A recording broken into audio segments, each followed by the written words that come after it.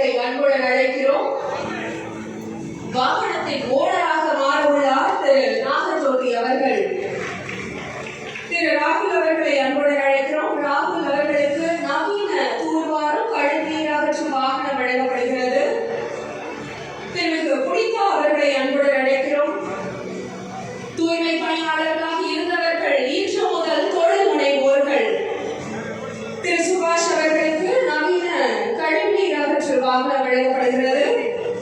திருமிகு சித்ரா அவர்களை அன்புடன் அழைக்கிறோம். மாண்புமிகு தமிழ்நாடு முதலமைச்சர் அவர்கள் வாகனத்திற்கான அடையாள சாவியினை வழங்குகிறார்கள். திரு டேவிட் அவர்களை அன்புடன் அழைக்கிறோம்.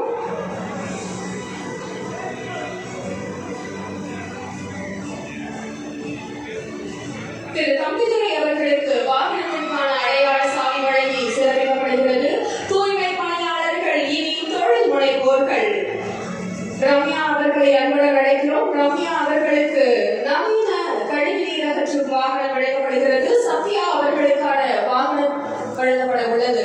மாண்புமிகு தமிழ்நாடு முதலமைச்சர் அவர்கள் சத்யா அவர்களுக்கு வாகனத்திற்கான அடையாள சாவியினை வழங்கி மகிழ்கிறார்கள்.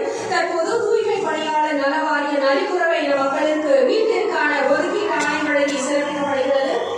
பவித்ரா அவர்களுக்கு ஒதுக்கீட்டு ஆணை வழங்கி சிறப்பிக்கிறார்கள். மாண்புமிகு தமிழ்நாடு முதலமைச்சர் அவர்கள் ஒட்டுமொத்தமாக 64 நபர்களுக்கு வீடு கட்டுவதற்கான ஆணை வழங்கப்படுகிறது.